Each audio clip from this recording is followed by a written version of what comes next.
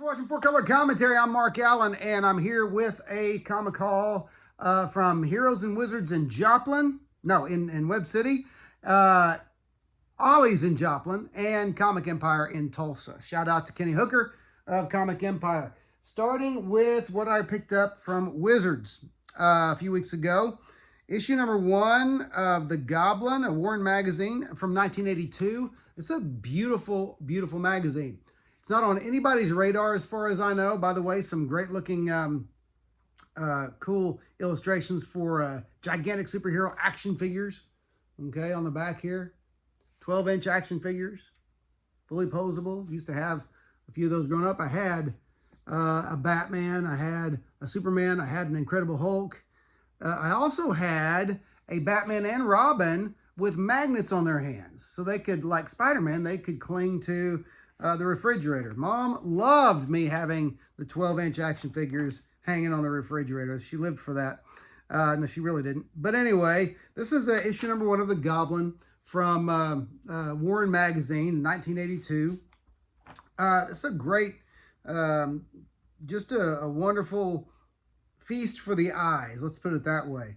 And trying to find some the art in here. There's a lot of great art in here by like Rudy Nebres and Michael Golden and Louis Bermejo, Lee Elias, and Bill Dubay and Timothy Moriarty are the writers. But let me just give you a as you open up the pages and some of the Lee Elias art that greets you. Wonderful black and white art there, and just really deep and complex and textured and you know, some of the most beautiful and 3D looking, okay, black and white art that you'll find from this era. This Goblin, I don't know if I have not read this yet, and I don't know if the character just didn't take off or what, but you know, just not a book that's on a lot of people's radar. But I do recommend going out and getting it if you, simply based on whether or not you love great comic art, and if you like black and white mags from the Bronze Age. Here's a Tin Man, the first page spread, whole page spread from the Tin Man, which is Rudy Nebres, not Nudie Rebres, Rudy Nebres.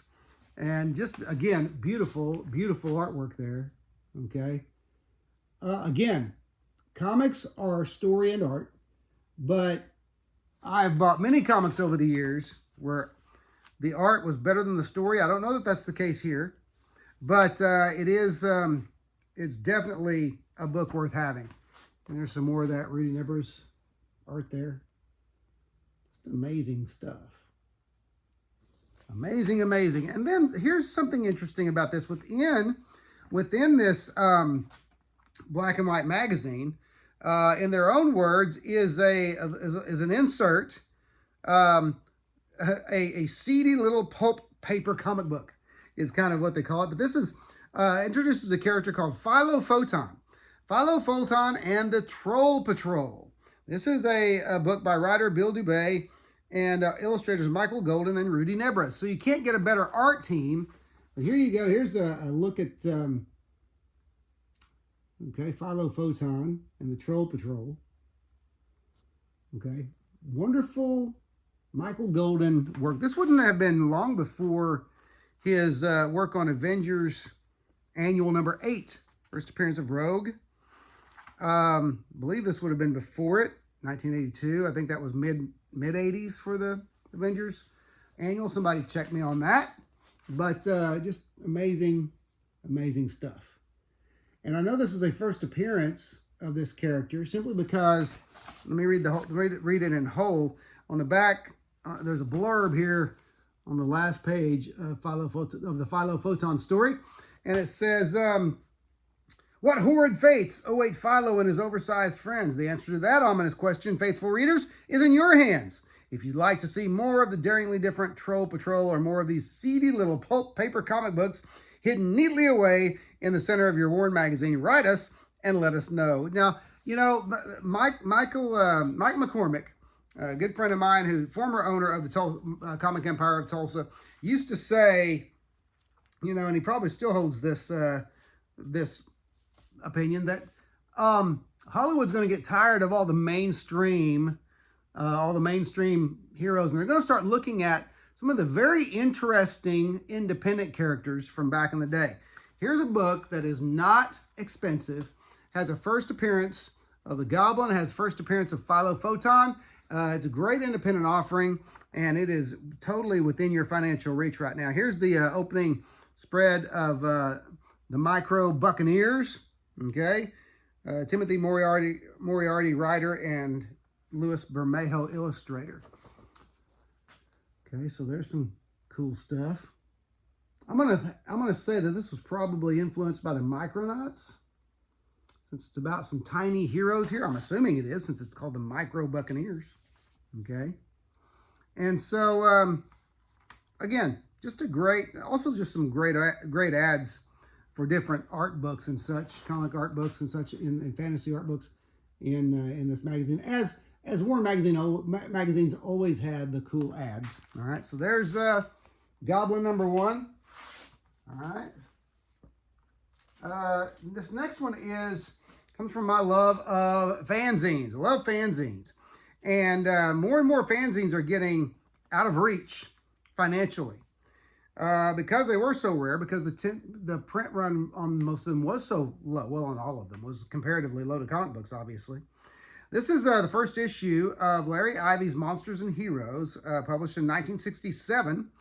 The History of Frankenstein, Filmland, Son of Tarzan, TV's Costume Heroes. So you have reprinted comic strips, you have original comic strips by Larry Ivy, which are not badly illustrated, I'm going to tell you right now. And then you have articles on different movies, serials, and TV shows. But here's the cover by Larry Ivy. Great fanzine cover there. As fanzine art went, this is really, really good. This would have been top tier as far as fanzine art. Okay, you do have, like I said, here's the some opening art pictures and articles on the Batman of Darkest Africa. Okay. And that is I guess that's a movie. I'd never heard of that one. Darkest Africa. Okay, the first, this is a Republic serial called Darkest Africa. There you go. And you got some very cool pictures here. Okay, but let's get to the comics, right? Let's get to the comics. Here's a great Larry Ivy illustration of Frankenstein on an article called "The Controversy of Frankenstein." But take a gander. Okay, that I guess Larry Ivy is known in the fanzine world. I don't think that he was a professional illustrator, but he may have been. I'm just learning about him. Okay, it does include a one page Frankenstein art from Prize Comics. All right, so you got some of that. So reprinted art there. And then you have, I talked about the original stuff from Larry Ivy. You have, so a story called The Temple of Evil here, with original illustrations by Larry Ivy and some characters by Larry Ivy. Let me just give you an idea. It's very kind of influenced by EC stories, but nice illustrations. Very comparable to a lot of the Golden Age EC stuff. Okay, so Heroes and Wizards had this for like $7. I was very happy to snag this. You have more, you have an article here, Heroes of Radio. See the Green Hornet there, and so it's this. You get an idea of what this was a fanzine concerning. A lot of just all kinds of entertainment. Here's some great more Larry Ivy work from his own creation, Ultron Boy. Let me give you the first splash page there, okay? In this story, and you'll see why, I think, with this next panel, kind of gives off some, well, I just forgot the artist's name. I had it, and then I forgot it. I'll think of it here in a moment. But this gives off some very Captain Marvel Jr. vibes here in this panel. Beautiful panel. And he's even breaking panel borders there. Okay, who am I trying to think of there? I'll think of it here in a moment. But anyway, Mac Rayboy. There you go. Mac Rayboy vibes there, to me. All right, looks very Mac Rayboyish. Captain Marvel Jr. So anyway, Larry Ivy's work, not unpleasant to look at all. I mean, not pleasant to look at. Not unpleasant to look at. Very pleasant to look at. Having trouble speaking today. All right. And then a article on Filmland's Son of Tarzan. So you got different photos there from that movie. So you get the idea. Okay. So great stuff there. Okay. The Goblin and then Monsters and Heroes. And then you got, and this is the final magazine that I bought from Heroes and Wizards. And this is one I'd never seen before. Familiar with it, and I think I saw some house ads and such for it, but I didn't realize who the creative team was, most especially the illustrator. All right, let me get a good date on this, publication date. This is a 1979 Marvel Comics Super Special number 11. This is Warriors of the Shadow Realm. That right there that you see is a painted John Buscema illustration. And John Buscema is illustrator throughout this magazine. If you like Tolkien, if you like fantasy, if you like Elfworld, that kind of thing, you're going to like this. And again, I haven't read it yet, but just got these and I haven't had time to do much reading. Another great inside cover illustration by John Romita. And looking for the painter. Painter is Rudy Nebra's inks. John Buscema's. I feel like I keep saying Romita. John Buscema's pencils in here, and then Peter Ledger does the paints. All right. So here's the inset on the inside cover. Again, gorgeous stuff. Okay. But let's get to the story and give you an idea of what, this is the first panoramic view that awaits the reader. This is just gorgeous stuff. It's amazing. I feel like this was kind of in a editorial blurb or an editorial article in this book, kind of gives the idea that they believed as well. They were breaking artistic barriers with this book. In 1979, I'd say so. This is great stuff. Again, John Buscema pencils, Rudy Nebra's inks, and then painted by Peter Ledger. So, anyway, great stuff there. And just it's going to be a lot of fun, I think, to read. Now here's a Rudy Nebra's illustration, The Knowledge of Elves. That's gorgeous as well. So if you like fantasy art, if you like Tolkien, if you like John Buscema, if you like, any of the elf, the more popular elf and more well-known elfin stories, you're going to like this. Again, it's just a feast for the eyes. There are some things in the comic world that you buy because they're a feast for the eyes. This is one of them. Okay, so that is Warriors of the Shadow Realm. All right. Let's move on, okay, because I picked up a couple of items at Comic Empire of Tulsa that I want to share. These away. All right. And first one is this. This was on Kenny's 25-cent shelf. This was great. This is the Comics Journal number 134. Let me get a date. February of 1990. This is Gary Groth's long interview with Jack Kirby, the King.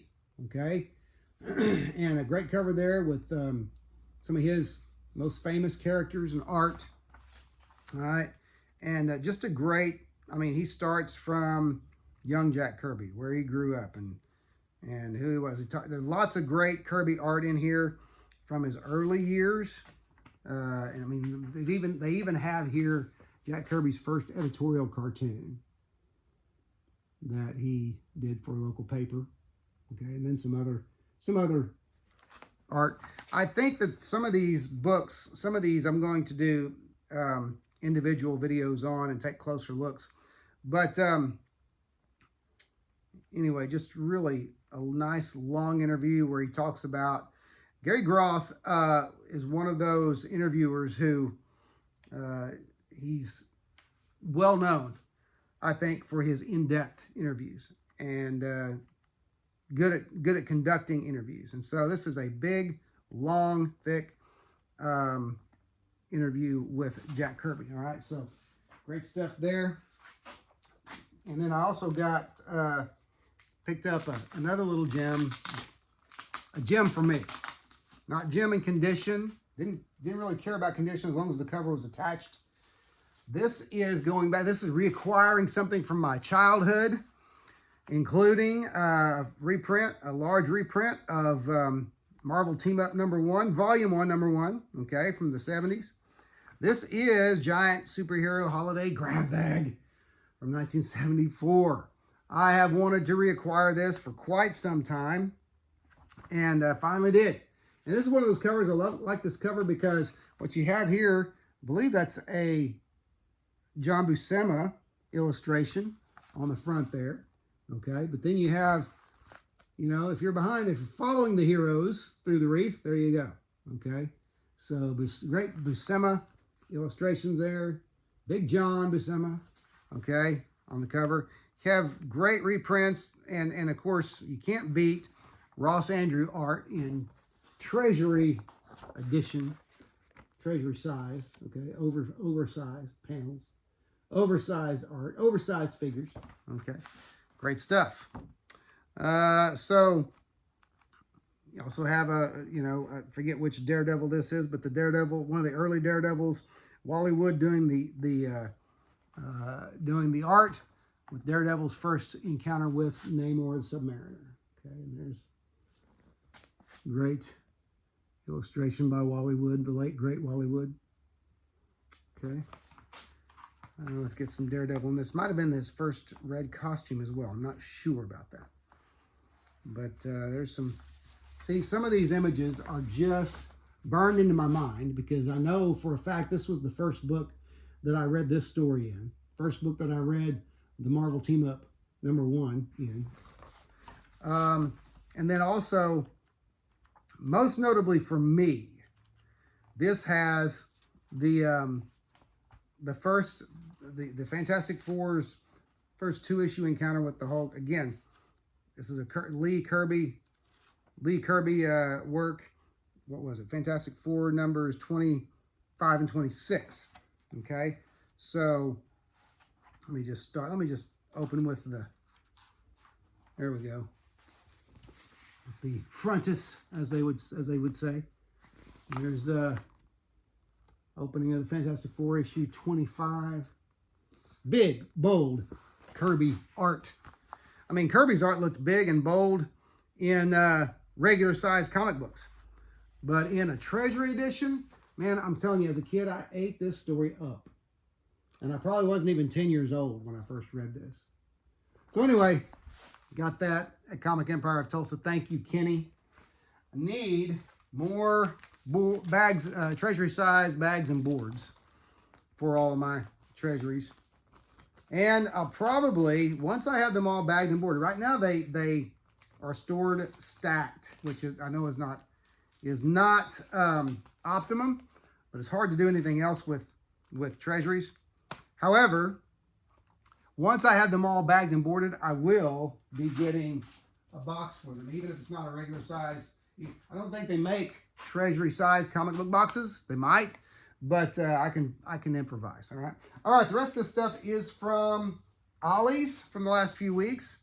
First, for $9.99, Thor: The Complete Collection. Now it's only volume 2, but for $10, I'll read some some Jane Foster Thor, because some of the art in this is, again, you have amazing art. And I'll just give you an example. Some of the art in this book, okay? This is the Jason Aaron Thor with more than one different artist. I'm not always up on today's artists. Let me see who does the art in here. So it's Isad Ribik, okay? You also have art in here in this volume by R.M. Guerra, Russell Dowderman, Jorge Molina, Timothy Truman, Marguerite Savage, and Rob Guillory. Chris Sprouse, very good. All right, so you got some various artistic styles in there. So great stuff there. All right, let's see. Found some cool Batman material at Ollie's, all hardback. For $6.99, Batman Detective Comics reprinting, it's volume 1, reprinting Detective Comics 1034 through 1039. It's called The Neighborhood, and so still shrink wrapped, as you can see, but for $7, people. I mean, a hardback Batman collection, okay, by Mariko Tamaki and Dan Mora and Victor Bogdanovic and Jordi Belair. So anyway, these are going to be some cool reading, entertaining reading. Here's a beautiful Batman Europa book that I got for $5.99 with Matteo Casale, Brian Azzarello, Giuseppe Comuncoli, Jim Lee, Diego Latorre, Gerald Perel. All I know about this is that a lot of European artists are also in on this, but this is a great Jim Lee cover. This is an older book from 2000. The illustration, anyways, from 2010. All right, Batman Europa. Got that for $5.99, and you know, not a real thick hardback, but it is a hardback. Okay, and going to be beautiful, beautiful to look at. And then a oversized hardback here, Batman: The Dark Prince Charming. Okay, and this is an original graphic novel. Actually, no, I'm sorry. Collecting the lushly painted 2-volume original series. So, anyway, I'm trying to find the name of the acclaimed European comics master, Enrico Marini. And so, there you go. There's Enrico's cover, Batman cover. I'm going to have fun opening these up. This was a $7.99 book. Again, if you are not hitting your neighborhood Ollie's, you're only hurting yourself, all right? Lastly, I did pick up, as a companion to the original first omnibus, the first Black Panther omnibus that I picked up weeks ago. I picked this one up. This says volume 1 as well, but this is the more modern Black Panther. It started in the 90s. The Priest, Texiera, and Valeto, Christopher Priest, Mark Texiera, and later, let's see, you got different artists in here: Joe Jusco, Amanda Connor, Mike Manley, Mark Bright, Sal Voluto, Kyle Hotz. Lots of different artists in here, but this is the Black Panther by Christopher Priest, basically. That's the writer who began doing some very cool stuff, all right, with Black Panther again, made Black Panther cool again, all right. There's the issues that are represented here. Got this omnibus for $24.99 at Ollie's, and so can't wait to start reading that. There's another Black Panther omnibus. Well, there's many more, but there's another one out there that has the Bronze Age all Jack Kirby Black Panther series that I want to get eventually. But anyway, you can only buy and read so much, all right? But anyway, that's it. That's my haul from a couple of different places. Hope you enjoyed that. Hey, listen, if you haven't yet, don't forget to like, comment, and subscribe, especially comment. But do appreciate your subscriptions. Subscriptions continue to gradually tick up, and I'm very grateful for that. But do comment. I want to hear what you think about some of these works. Are you familiar with some of the older works that I showed at first? But anyway, I like people sharing their thoughts on this channel. Anyway, that's it for now. Thanks for watching 4 Color Commentary, and I will see you next video.